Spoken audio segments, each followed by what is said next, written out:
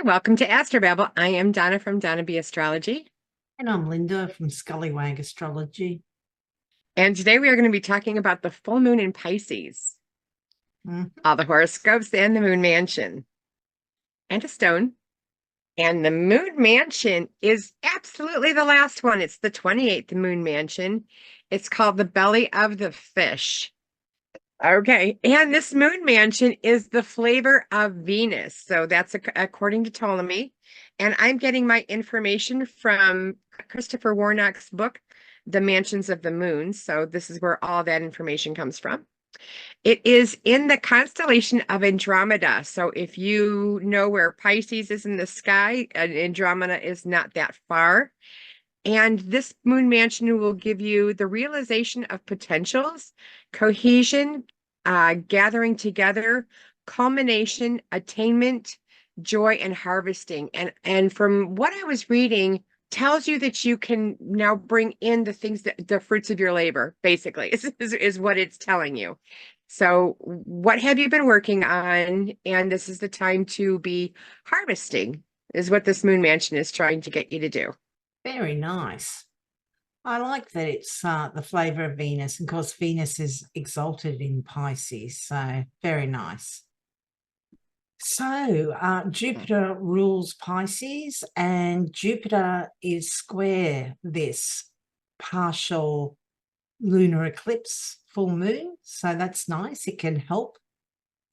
We also have Saturn and Neptune with this full moon, though. That's interesting. The full moon's at 25 degrees Pisces, Neptune's at 28 degrees Pisces, and Saturn's at 15 degrees Pisces. There's a nice Mars, trine going on with the Sun, Pluto, and Uranus. Mars is trying this full moon, and we have Mercury and the Sun obviously opposite. And unfortunately, Venus can't see it, which is kind of strange because we were saying that the moon mansion is very much of the nature of Venus. So it's a shame she can't see it. She's in her own sign too, which would have been really good. Nice little Mm. kite there in the, if you can see the chart between the full moon, Neptune, sextile to Pluto, both of them sextile to Uranus. And then as Donna was saying, you've got the grand trine between Uranus, Pluto, and the Sun. Yeah. Jupiter can see this moon, or yeah, see the moon. So that will be hopefully helpful. Yeah, very nice. A North Node full moon partial lunar eclipse. It's partial because the node isn't close enough to the full moon to kind of be a total eclipse. Donna and I did a video all about lunar eclipses, and we'll put a link to that in the description. But eclipses can kind of turn things on their head. It's probably more likely if you have natal planets or placements like your ascendant or your MC, your IC, or your descendant at or around 25 degrees of the mutable signs. So that's Pisces, Virgo, Gemini, and Sagittarius. You're probably more likely to feel the effects of the eclipse. But yeah, full moons tend to be about high points, culminations, or endings. Sometimes with eclipses, they can eclipse people or things in or out of your life. Sometimes eclipses can be like defining points. So if you do have natal placements around about those 25 degrees of the mutable signs, it could be quite an interesting time. So the horoscopes, if you are and we recommend, Lynda and I did a video on why you should read your ascendant. And if and we can put a link into that, the description. So if you are a Pisces rising, this is going to be happening in your first house. Full moons are all about things that are coming to culmination, fruition. So things that you might have started when it was a new moon in Pisces, this about 6 months ago, these things might be coming to fruition that have to do with just you. So these are like if you wanted to learn how to knit, this would be you might have finished that Afghan you started, or if you wanted to just do things for yourself, this is the first house, and things will be coming to fruition around the first house. And that's just you and the things that you want to do and the things that would benefit you. And if you're an Aquarius ascendant, this full moon partial lunar eclipse is happening in your second house. The second house is the house of our income and personal finances and our personal resources. So particularly if you do have planets around about 25 degrees in that second house, or at 25 degrees of Virgo, Sagittarius, or Gemini, you may feel this more. It could be that you get a bonus at this time. Maybe you get a second source of income. Maybe you've been gifted or have been saving up and buy for yourself some resource. It's things that support you. And yeah, so income, finances, and resources may be very much in the picture. And if you are a Capricorn rising, this full moon will be happening in your third house. And the third house are things that might be coming to fruition or culmination around short-term travel or early education, as well as your family, like cousins and brothers and sisters and aunts and uncles, those types of people. So these might be things that are coming to culmination or being eclipsed in or out of your life around those themes. So if you are getting a new car, this might be when it's coming. That would be nice. Venus up there in the 10th too, so possibly good for career. Very nice. If you're a Sagittarius ascendant, this full moon partial lunar eclipse is happening in your fourth house of home and family. Fourth house is very much to do with our parents in particular. So this may have nothing to do with you. Maybe this is something going on with your parents, some high point, culmination, or ending. It's also our home and living situation. So this could be maybe somebody's leaving home. Maybe, you've got kids and they're at an age where they're going off to college or they're just moving out. It could be that you are moving into a different house at this time. Maybe you've been looking around and you're finally got that house that you want. Maybe you're moving in, or maybe you're just settling on the sale at this time. With Neptune very close to that full moon, yeah, maybe the circumstances around it might be a little bit murky or foggy. So, make sure everything's kind of signed, because by the time of this partial lunar eclipse, we are past that Mercury retrograde and we are out of that Mercury retrograde shadow. But I know later on within the next 2 weeks, there's an opposition between Mercury and Neptune, which is very Mercury retrograde-like. So always good time to double check everything. I know we're not in that Mercury retrograde at the moment, but with this full moon having Neptune so close to it and that upcoming opposition between Mercury and Neptune, I would still be double checking, allowing more time, just making sure everything's correct. If you are a Scorpio rising, this full moon will be happening in your fifth house. And the fifth house is the house of your children or things you create or things you do for fun. So if you were looking for tickets and you had sent away for them, the concert might be, coming up around this time. Or this might be something that has something to do with a culmination around your children or anything that you create. So this would be a fun, this is usually a good house. This is the fun house to enjoy the things the fruition. This is the house that Venus has her joy in. So this will be you should have some kind of definitely it should be a positive influence. It really should if you are a Scorpio rising. And if you are a Libra ascendant, this full moon partial lunar eclipse is happening in your sixth house. The sixth house is the house of service to others. So this can include people like doctors, nurses, first responders, people that kind of serve the community. It's also employees. So this can be literal employees. It can be those that you supervise at work. It can be somebody coming into the household to do some work for you, you know, a tradesperson. Or it can be if you've got a job that feels like real drudgery rather than a career, this may represent your work. It's also the house of illness and the house of pets. So high points, culminations, or endings to do with those matters.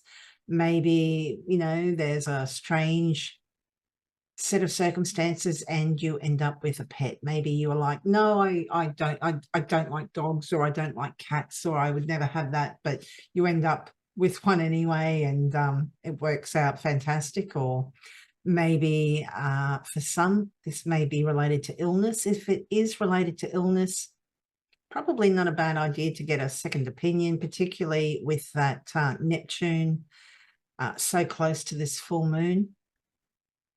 We also, as I was saying before, we have we have Mercury coming up to oppose that Neptune, which is very Mercury retrograde type events going on. And these are happening in your sixth house of illness and the 12th house of hidden and secret matters, but also it can include things like illnesses that you can't see. So yeah, look, never a bad idea to get a second opinion anyway. But yeah. And for some people, it could be, you know, you've got an employee that's suddenly moving or leaving, or it might be a high point to do with one of these things. Maybe your dog gets best in show, or, you know, you're graduating from some course, you know, if you're a doctor, nurse, first responder, something similar to that. Particularly if you have planets, natal planets at around about 25 degrees of Pisces, Virgo, Gemini, or Sagittarius, it might have a little bit of a surprise element to it. If you are a Virgo rising, this full moon will be happening in your seventh house. The seventh house is the house of the one other. So if you have a committed relationship of any type, whether it's a business partner, a romantic partner, a friendship, or just even a simple doctor's appointment, if they're writing your name down to make a committed time to meet with you, then this is that type of relationship. And these will be coming to fruition around that time. So if you were planning on something, if you were doing something with a partner, this might be coming to fruition, whatever you were working on. If this is, you know, a doctor's appointment, you might be finally getting, you know, the treatment that you had originally seen the doctor for. So it's those types of things that are coming to fruition around this time. And if you are a Leo ascendant, this full moon partial lunar eclipse is happening in your eighth house.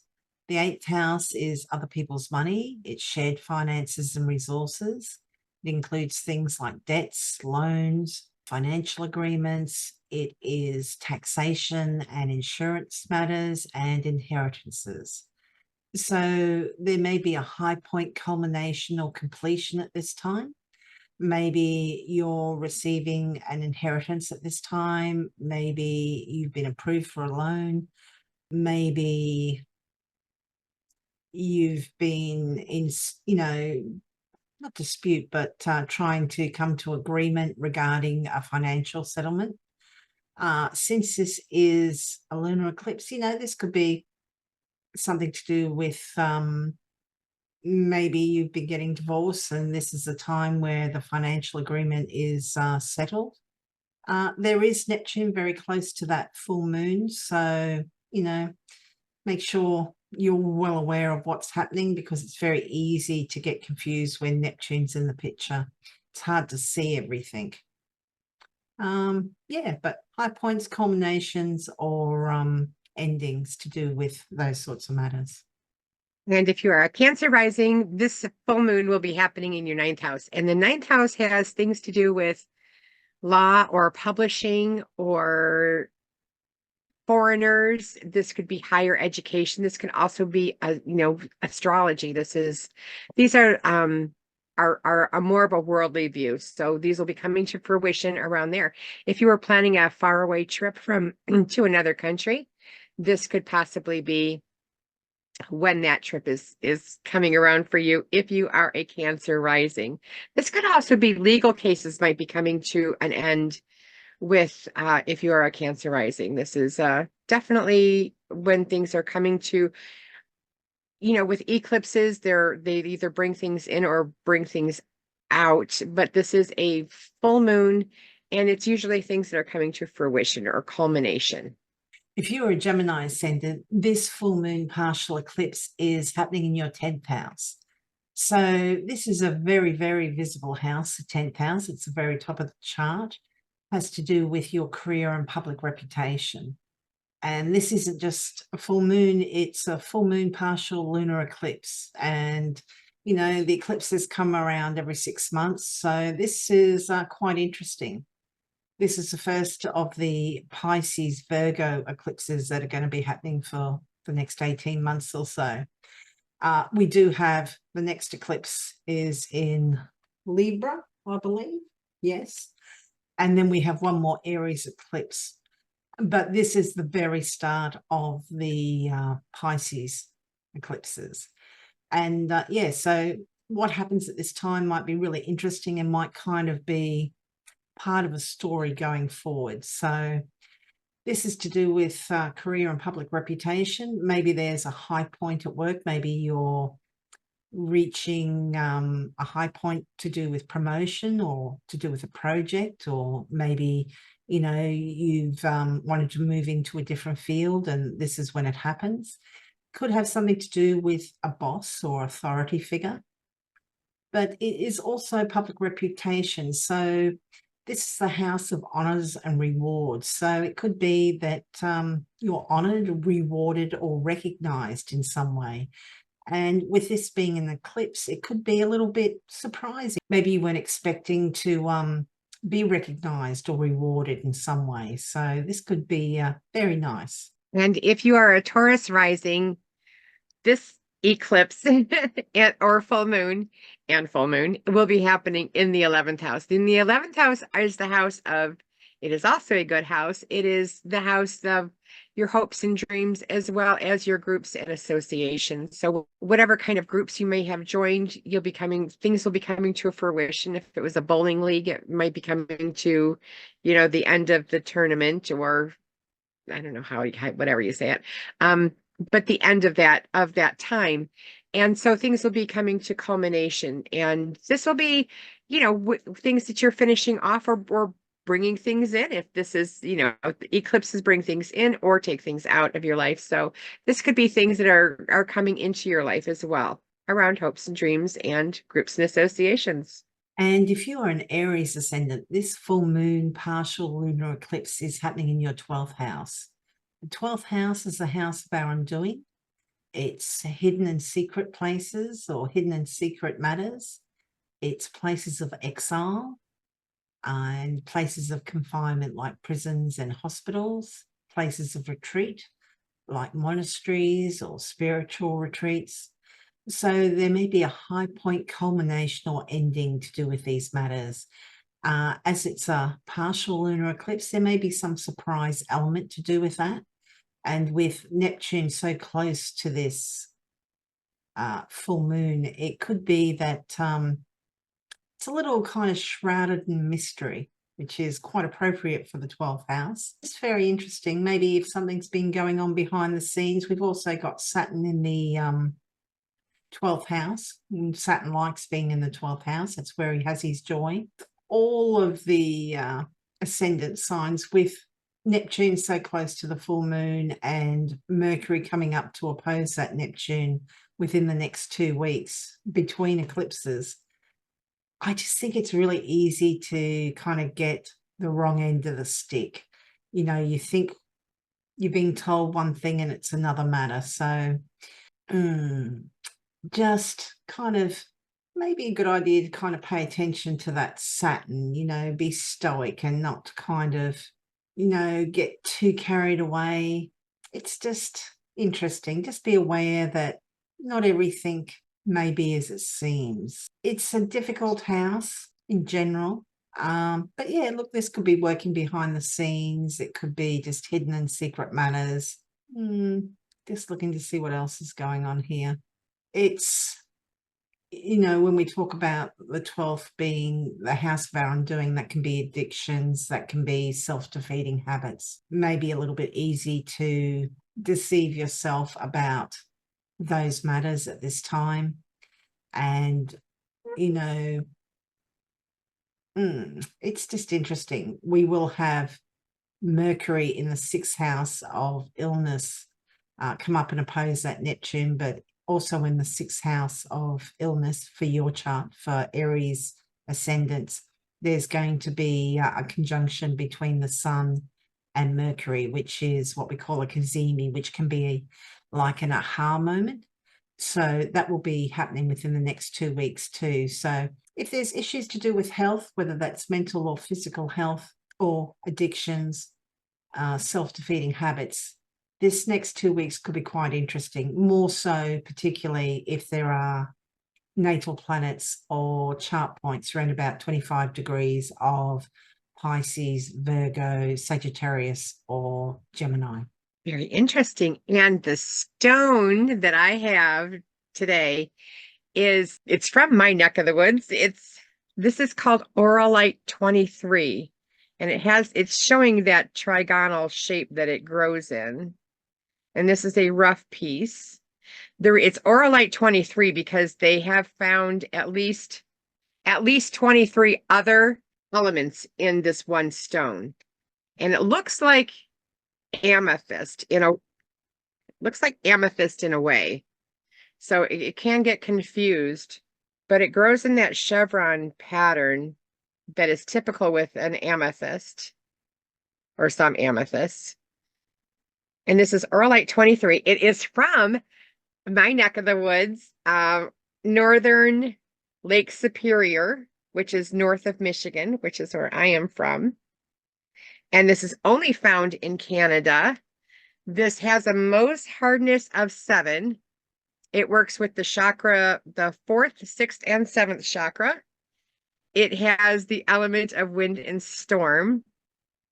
It is 1.2 billion years old. Wow. Old rock. I have my own thoughts on that, which I wrote an article about a long time ago, years ago. And it's from the Mesoproterozoic era. So that's when they're suspecting that these were formed. And it allows for peace, tranquility, and higher awareness. And master shamans have used this for deepening the meditative state. And I got this from the Book of Stones 23. It's got like a lot of different elements in it, is what makes this so it's like a higher vibe. And that's very purple, but it looks very white to you. I don't know why. But it's like a purplish type of stone. And I will be writing an article about this as soon as I catch up. My website has a lot of missing information. It needs to be caught up to date. I've been a little busy. So yeah, but I will be writing an article and catching up all those stones that I've been talking about up to date. Hopefully my goal is by November 1st. My first goal is October 1st. If I can get it there, I'll be patting myself on the top of the head. But this is Auralite 23, and it is a great stone to meditate with, to deepen your meditation, to get higher awareness. And it comes from northern Lake Superior. Wow. Only in Canada, you said? Yeah, it's in Canada. So, but Lake Superior borders Michigan and Canada. So it's kind of right in there in the middle. So, and what do they think it was formed from? Well, I think it's formed from when the Earth was formed. There is on my website, and I think it's in the article "As Above, So Below." Oh, I could be wrong. I hope I'm not steering you guys wrong, but As Above, So Below. I did an article on like the Earth was formed. The Earth was formed, what they think is from northern northern Lake Superior is where all of the plates originated and erupted out of the center of the earth, formed the earth. And then, so that was Pangea. And then they all kind of, split, as we learned in history, Africa and Australia went that way and North America stayed here. And anyways, on my website, I have a link to a Nova episode. So Nova is like a science episode. And they describe that it kind of came out of northern Lake Superior, all of Pangea, so all of the Earth. So actually, where I'm at is actually where I think the Earth originated from. So interesting. that's why that's just my opinion. It's my opinion, and apparently Nova's as well. So I'm not the only one who thinks about it. So Michigan is actually, where the start of the world, as we know it, happened. Otherwise, it was just like a ball. But when it was forming, so this is 1.2 billion years old, this stone. That's when it was formed. Crazy.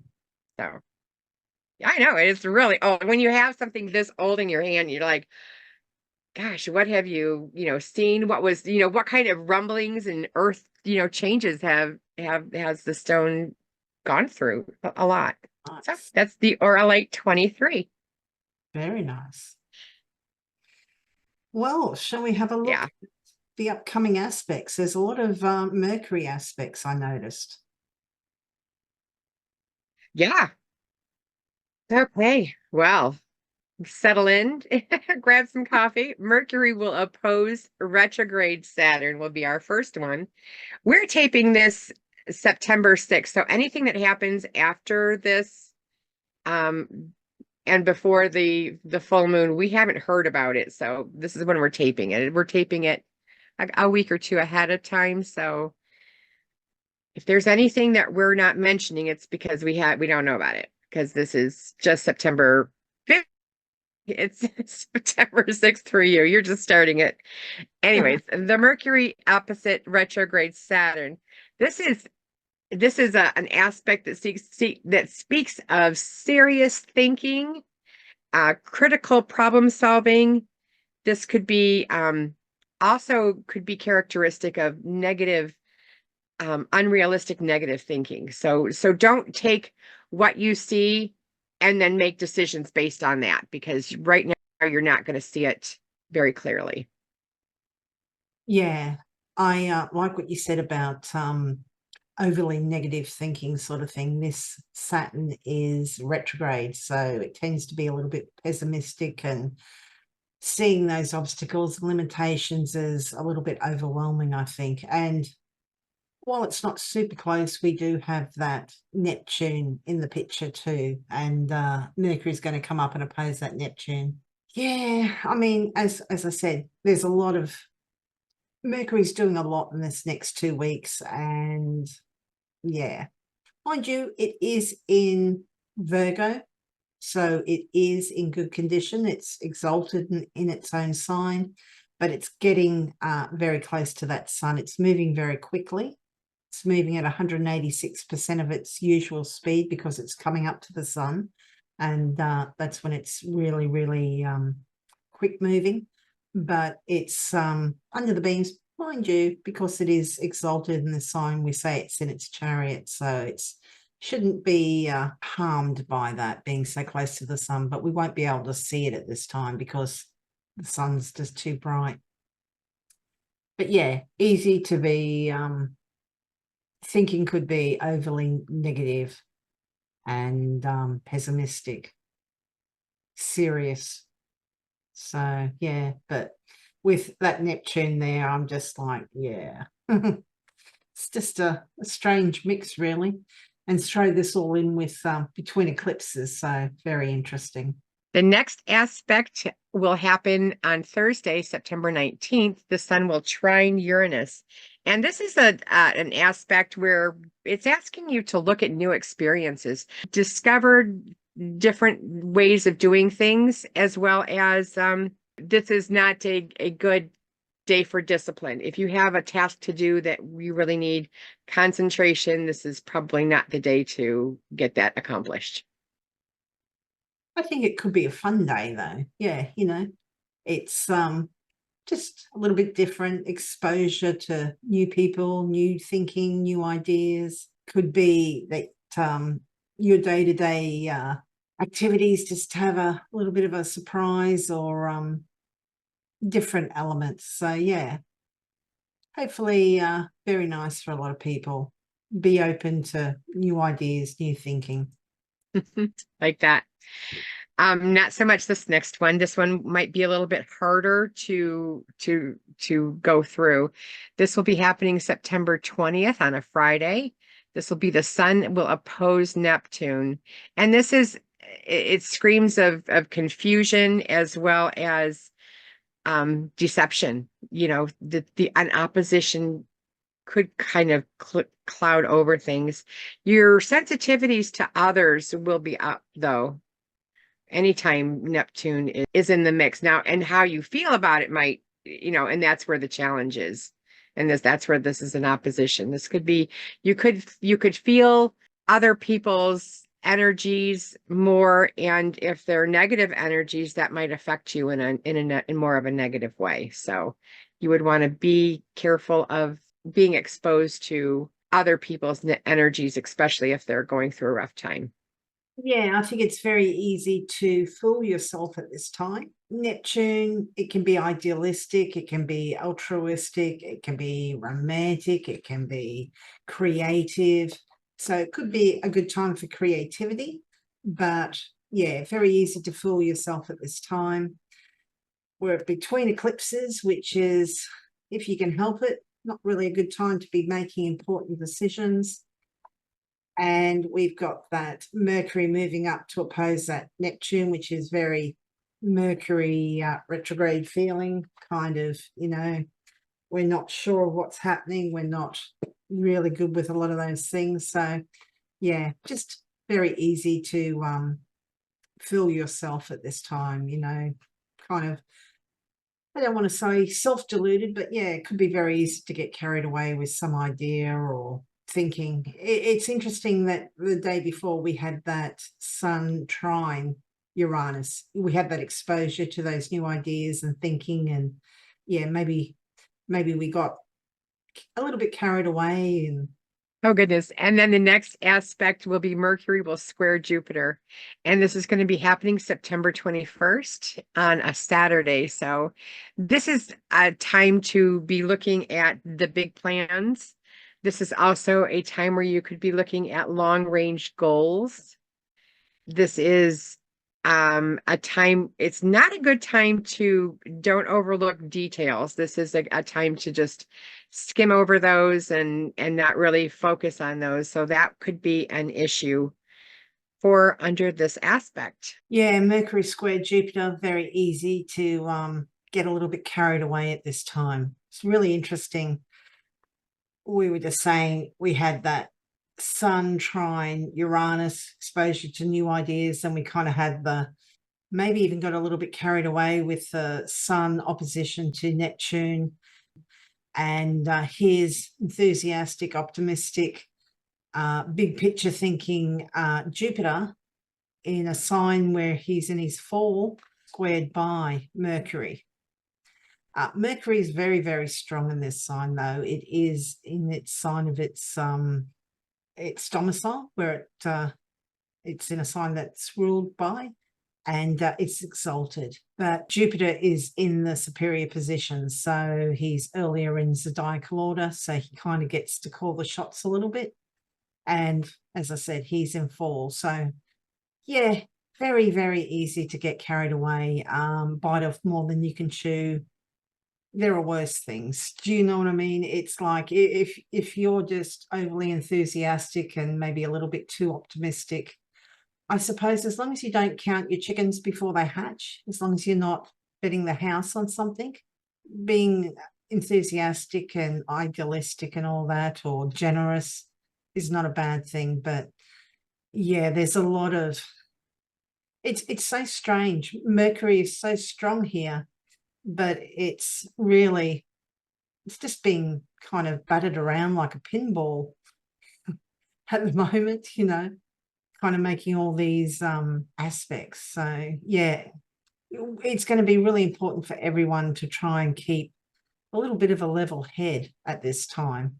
Mercury is running around getting messages from all the planets. The next aspect, and this is going to be happening on September 22nd, and this is definitely a dated journal for many reasons. One of them is the sun will trine Pluto, and that is intense investigation. You could really delve into getting to the root of a problem with this aspect. If there has been an issue that you've been dealing with, this is a really good time to see what those problems are, investigate what those problems are, and then try to do something about those. This is, Pluto is that planet of investigation and transformation as well as intensity. And the sun just, is like a flashlight. It just shines the light right on it. So this will be a good time to be able to do problem solving with, as far as determining what is the root cause, what is really the issue. Yeah, sun trine Pluto often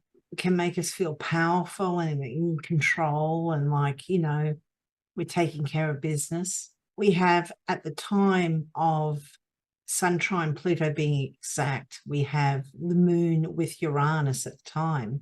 So that's interesting. Kind of the moon's exalted in Taurus too. So emotionally, we're kind of up for a little bit of excitement and new and innovative and all that sort of thing. We've had a trine to Uranus, which is innovative new ideas. We've had, while Mercury hasn't come up to trine Pluto yet, it is going to come up and oppose Neptune later, which is kind of like not clear thinking, and that it had, what was it, a square to Jupiter, which is kind of overly optimistic thinking. I just think this whole feeling like you're in control and quite powerful, and that I just kind of worry that this thinking might be a little bit misguided. And as I said, we're between eclipses. We don't want to be making major decisions if we can help it, I don't think. So much Mercury going on at this time. And I know this isn't a Mercury aspect. This is sun trine Pluto, but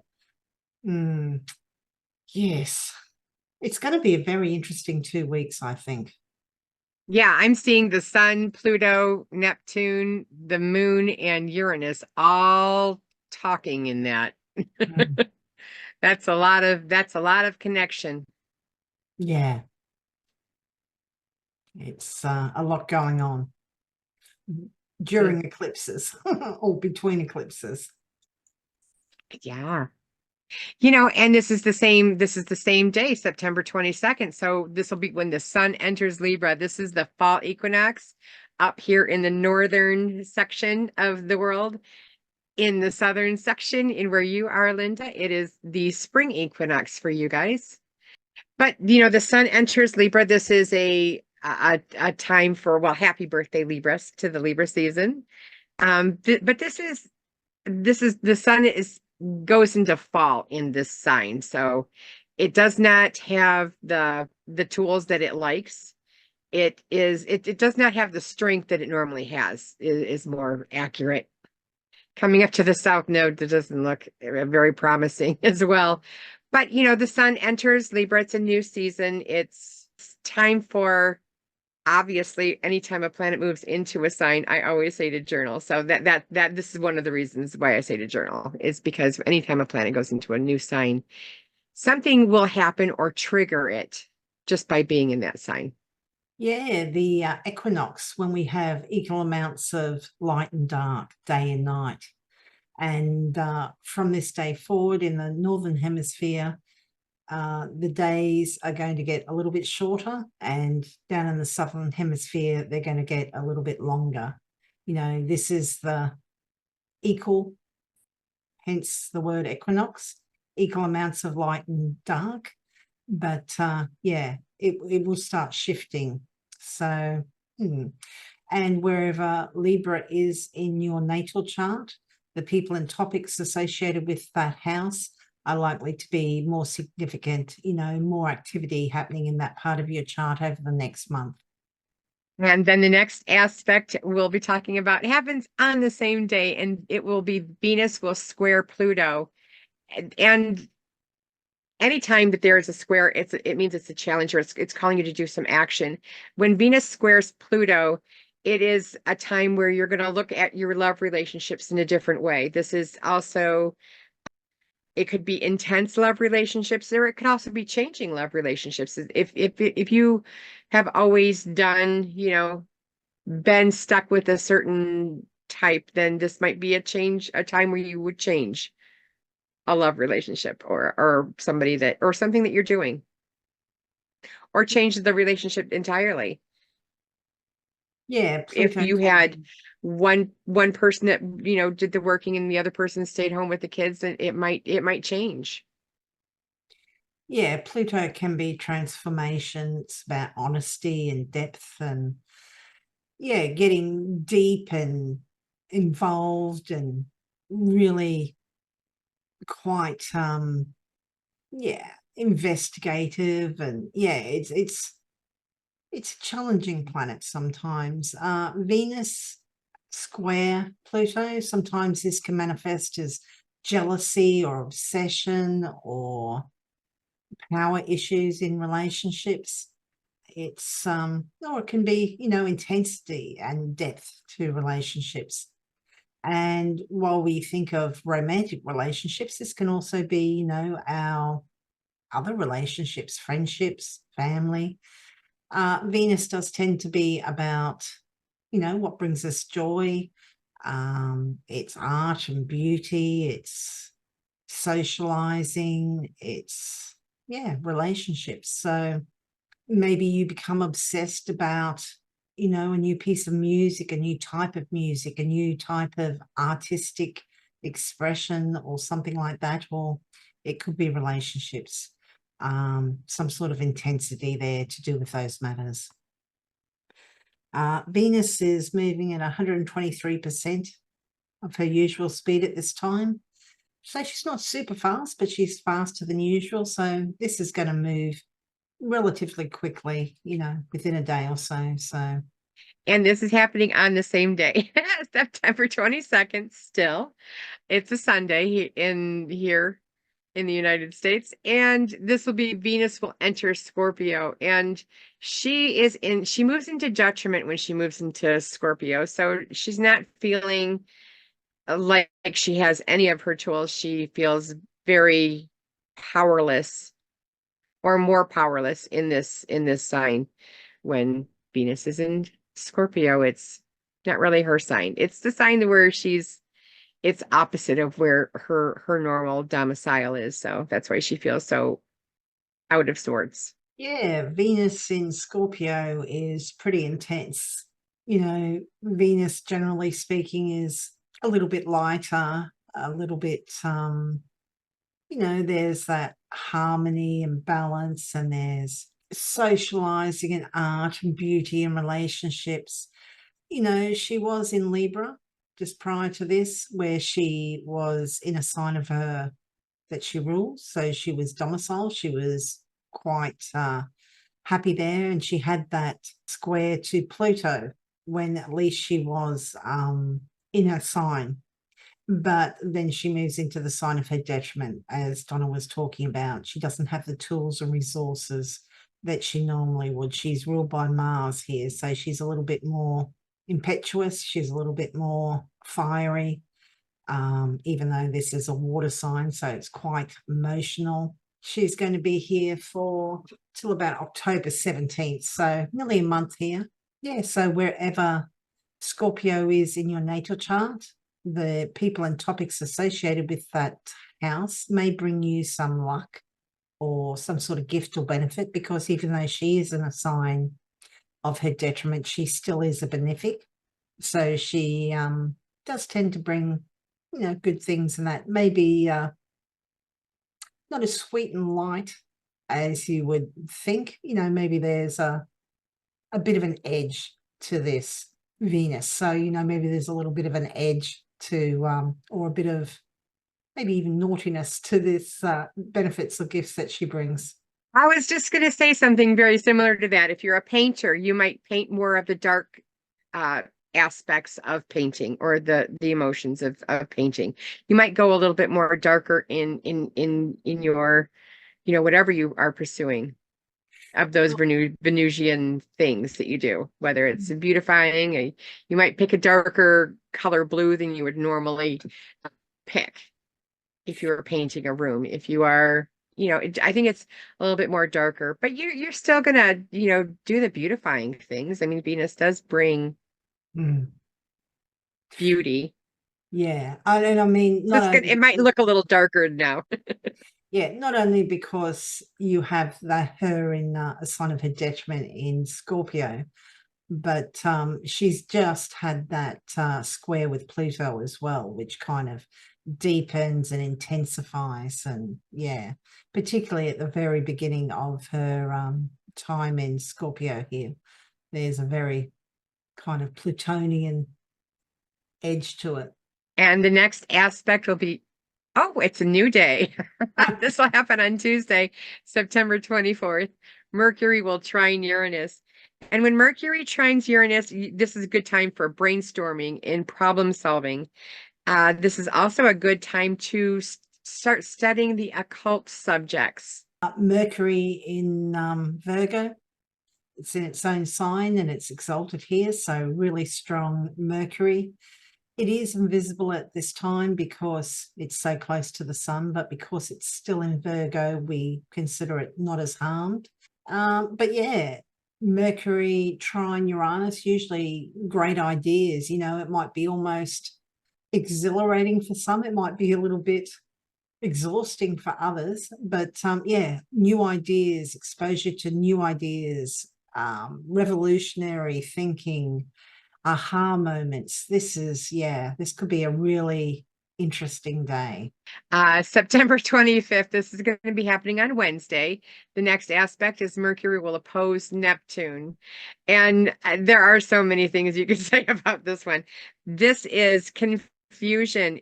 As Lynda was saying earlier, this is not the time to make a commitment to anything. And particularly on this day, I don't think that it would be beneficial to make any committed decisions today. Thank goodness it's a Wednesday. Yeah, nothing's happening on the weekend that would be big. So this would be it's easy to make errors, and it's also you are likely to hear mistruths, whether somebody is outright lying to you or trying to pull a fast one or just simply doesn't know.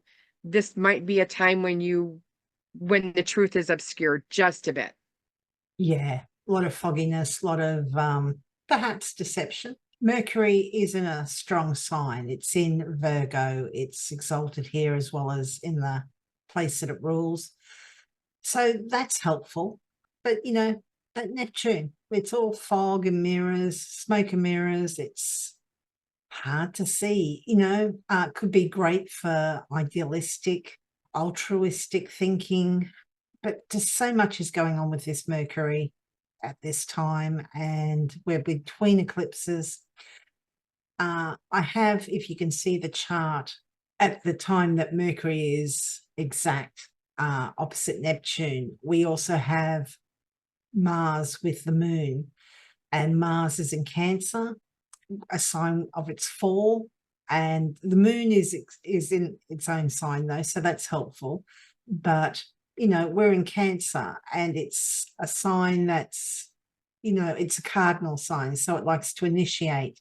It's a water sign, so it's an emotional sign, and we've got that Mars there, that emotionally driven Mars, impulsive, prepared to take action, but he's in the sign of his fall. So I think it's really easy to kind of hear something or discuss something with somebody and want to take action straight away.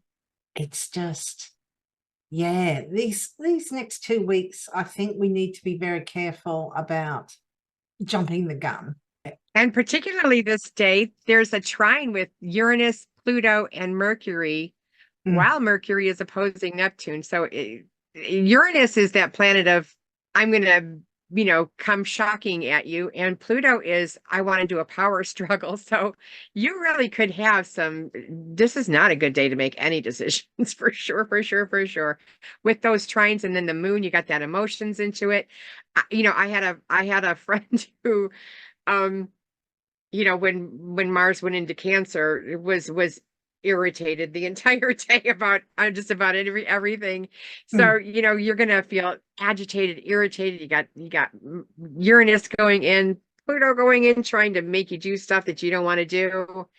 Neptune, it just took like throw a blanket over the entire thing and make it so that nobody can see anything what's going on. So this is a really good day to just make sure that you are not making any commitments. You're not abusing alcohol and drugs. I would definitely Mm. stay away from, all kinds of Uh, those particular things. And it's not that you're gonna, have a drunken brawl, but no, but I don't know. It just seems like there could be some shocking things happening that day that will be not based on truth.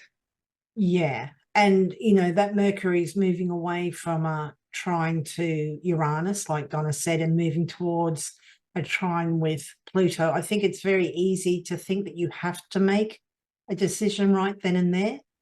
And, I just kind of get this image of it like a pushy salesperson, kind of like, this deal is only good for the next hour, and, we rarely have to, when you feel that pressure, it can be really quite intimidating. But with that opposition with Neptune, I don't think it necessarily has to be. I mean, what's the worst thing that happens, And if that deal is so fantastic that, oh, I'm never going to get a deal as good as this again, it probably isn't that good a deal. There's probably things that you don't know about it. And there's probably a reason why they're pushing so hard. So that's something to kind of be aware of. And that moon's very excitable with Mars conjunct it, and it's emotionally driven. So, yeah, try not to jump the gun, I think, or make Maybe that decisions. Saturn will go in there and help that hold back. Yeah, if possible. It should be very interesting. Definitely.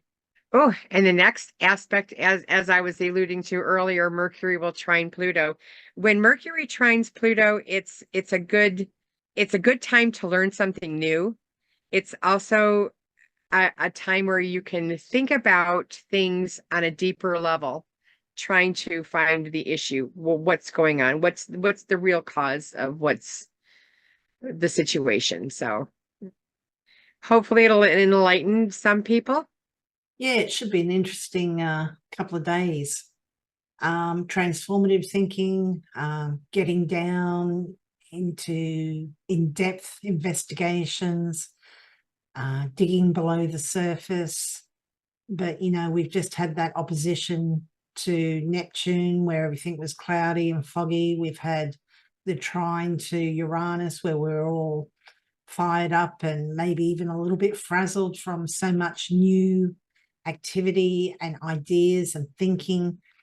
Yeah. So they're all still pretty tight. If you can see the chart, there's that almost like kite-like figure in there.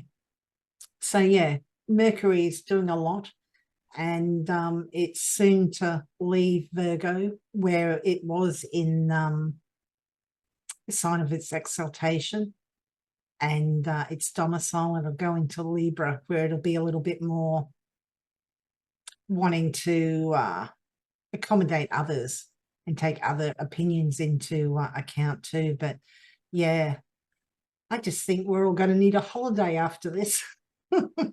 And between eclipses as well. So yeah, this is a lot of mental activity going on during this 2 weeks. And yeah, maybe this is a time of reflection and really deep thinking, and just be aware that everything that you've collated and collected and absorbed during this time, it may not be, not all of it may be true. So try to take that into account when you're doing this deep dive into sorting out this information, because maybe there are maybe somebody's trying to get one over you, or maybe there are some power dynamics involved with this, because Pluto can also be power dynamics. And then Mercury will enter Libra. And when Mercury enters Libra, you're going to have hopefully fair conversations. This is, Libra is that sign of, is everybody been heard? It's a Venus ruled sign, so it is a relatively nice and social sign. This is a good time to, have that chit chat and that kind of those conversations. This will be happening September 26th. So this is a Thursday. So this will be a good time to have the conversations that are going to be fair. Yeah. Mercury leaving the sign of Virgo, where it was exalted, and in its own sign to Libra, where it doesn't have any special powers. Yeah, so wherever Libra is in your natal chart, the people and topics associated with that sign, you may be communicating, thinking, just dealing with those people and topics more. Unfortunately, because it's no longer in Virgo, the fact that it's so close to the sun means that it doesn't have the power of being in its chariot now. So it's under the beams. In fact, it's combust here. It's so close to the sun that it's kind of burnt up. So thinking may be a little bit exhausted at this time. And just with all this Mercury stuff going on, I think a lot of us are going to be a little bit mentally burnt out. But we do have that upcoming Cazimi, so that should kind of give us a little bit of a breather. But yeah, combust, can't be seen. Could be good for planning and thinking behind the scenes, because Mercury can't be seen, so can get up to some stuff at this time. Hopefully it's not other people getting up to things behind the scenes. But look, like Donna said, this Mercury, it's ruled by Venus. It wants everything to be polite and take other people's opinions and views into account too. So that's always nice. Or the next aspect will happen on September 29th, and that's a Sunday. And that will be Mars will trine Saturn. And Mars, when it trines Saturn, those are the two malefic planets. So when they get together, you think that, this is going to be a horrible day. My advice would be use those planets for their positive expression. You can use this to, it's easier to cope with a bad day if something is awry and making it more of a negative day. Use that Mars to, pull up that leadership. Use that Saturn to firm up the structures. And, it's a trine, so it's going to be easier to manifest these, whatever you're trying to work at. If you use the planets, and I think it could turn out a little bit better, but this is a good day for practical work as well. This is a good day to, put the shoulder to the grindstone, nose to the wheel. No, nose to the wheel, shoulder to the grindstone. Anyway, one of those. But this is a good day to do that hard work. And this is exactly what these planets want you to do, is to do the hard work. Yeah. I often think of when we have Mars and Saturn together, it's like a boxer and the trainer. Saturn is retrograde, which is a shame, but it is earlier in zodiacal order, so it has the superior position here. It gets to kind of call the shots. Mars, unfortunately, is in a sign of its fall, but Mars in Cancer, it's a very emotionally driven Mars. So if you need to do something today, and you probably will, you've got the energy there, you've got the drive. But yeah, try and find some sort of emotional motivation in some way. And you may have to think a little bit outside the square to do that, but outside the box, not outside the square. I don't know why I brought that up.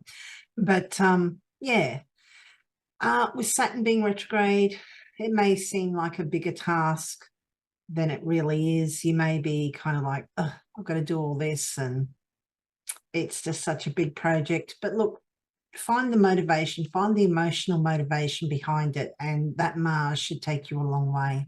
And people around my neck of the woods, this is be a good day to work with metals and stone. If you work with metals and stone, you will have a benefit. Mm. The next aspect, I like this. I like this aspect a lot. This is Mercury will conjunct the sun. And this is happening on September 30th. This is on a Monday. And this is a good time to use those mercurial elections whenever the sun is, especially because we've got Mercury going in a more forward direction. So we want it to, it was retrograde for a while.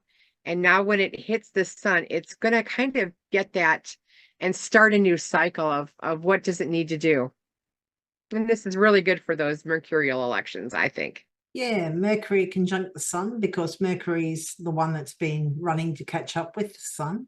Yeah, this is the Cazimi. When a planet is conjunct the sun, we call it a Cazimi. It's like it's in the king's room. It's got the king's ear. It's getting its marching orders, as Donna likes to say.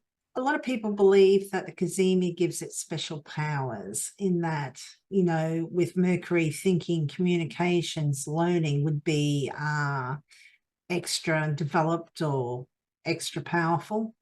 It's a shame it's in Libra at this time because, it was recently in Virgo and that would have been extremely strong. But I mean, Mercury in Virgo is nice.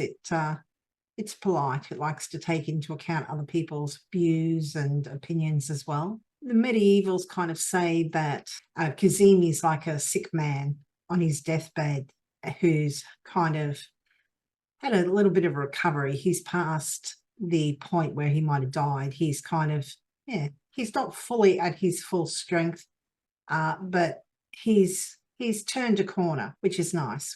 And when you consider when a planet comes up to the sun within 15 degrees, it's under the beams and then it's combust and, they're usually not working at full capacity. They're invisible and they're kind of burnt up by the sun. They have the Cazimi where they meet up with the sun and then they've got to get past the other 15 degrees where they're still considered to be not in a good position.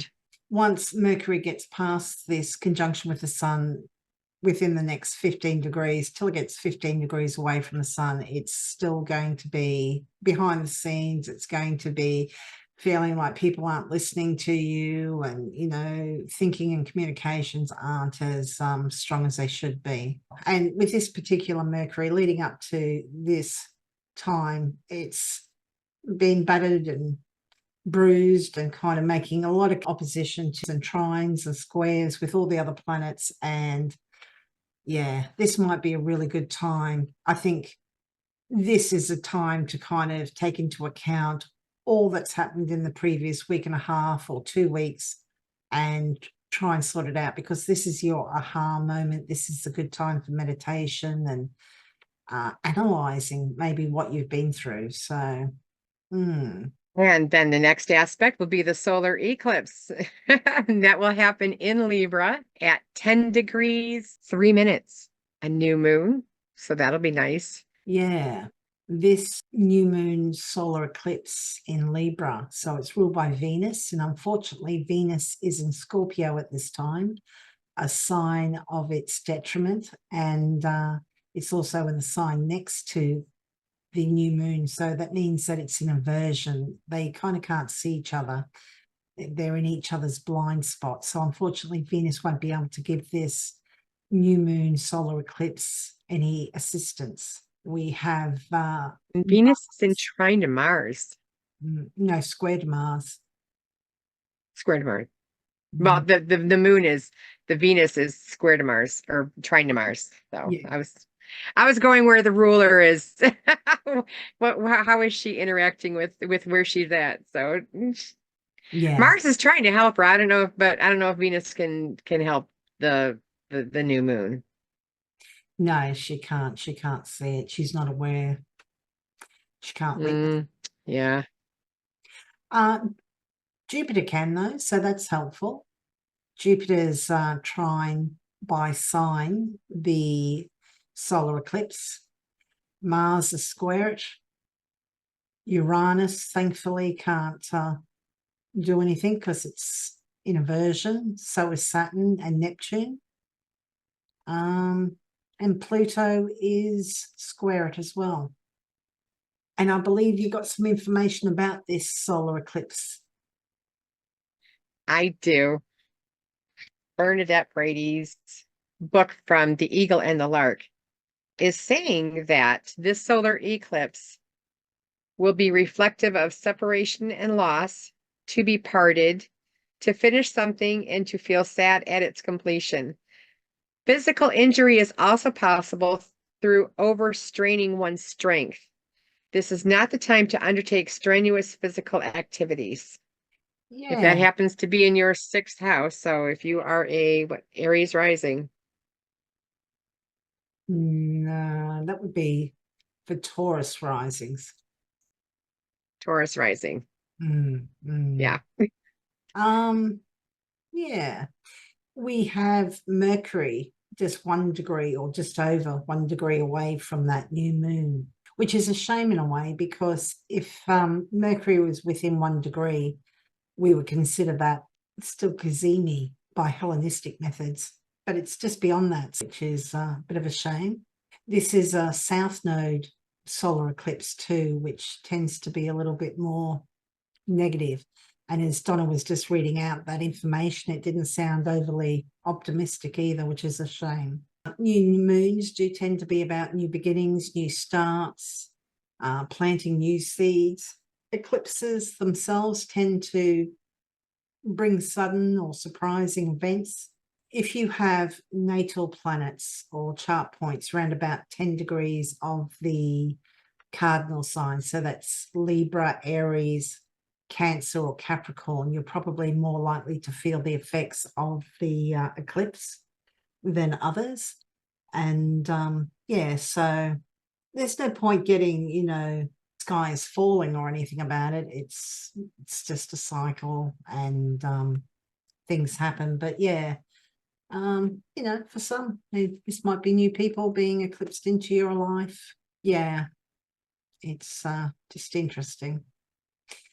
That poor Mercury, it's so battered and bruised, and It's definitely been busy this last couple of weeks, this last fortnight. yeah, it will be an interesting time. So we'll get to that when we get to that. And so, Lynda, what are you doing, and how can people get a hold of you? I'm at Scullywag Astrology. That's astrology.scullywag.com. I hope to get on there and do a little bit more. I've been studying a course for work, and not had a lot of time to do a lot of things. I hope to also start doing cutting up the aspects within these longer new and full moon videos as well, and get those back up on YouTube so people can be reminded on a daily basis, which will be very interesting, because I think this next 2 weeks is going to be pretty full on. Yeah, but I do natal, relationship, and year ahead readings if you're interested. And Donna, where can people find you, and what services are you offering?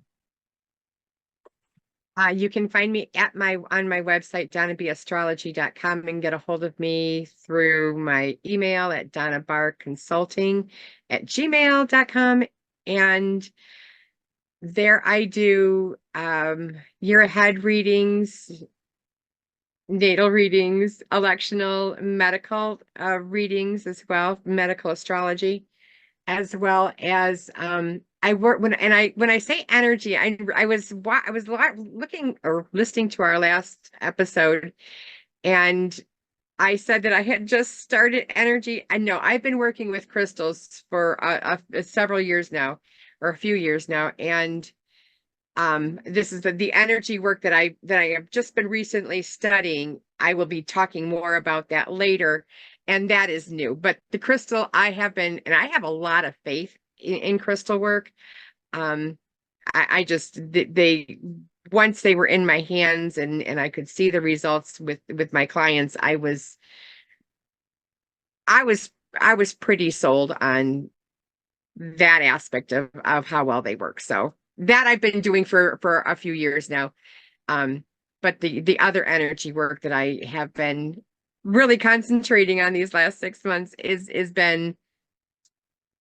almost to the end, and I will be talking more about that. But that's so for energy layouts and balancing, that's been going on for a couple of years. This other stuff is kind of new. So, and I'll be talking more about that once I get the go ahead. And yeah, but I'm open for energy layouts, crystal healing, that type of thing, as well as astrology. So that I kind of work with the big rocks and the little rocks. I like rocks. I graduated from school. It was called Salem Rocks. But that must have been a precursor. I like all of them, the big ones and the small ones. Mhm. So we hope this full moon is a good one for you, the lunar eclipse. And yeah, try not to make any life-changing decisions if you can help it. There's a lot of Mercury going on, and a lot of Mercury aspects, and Mercury's, I think, going to be a little bit burnt out by the time it gets through all that. So be kind to yourself, and we'd like to thank you for your comments, your likes, your subscribing. Please feel free to share, and yeah, take care. Thank you. Ciao.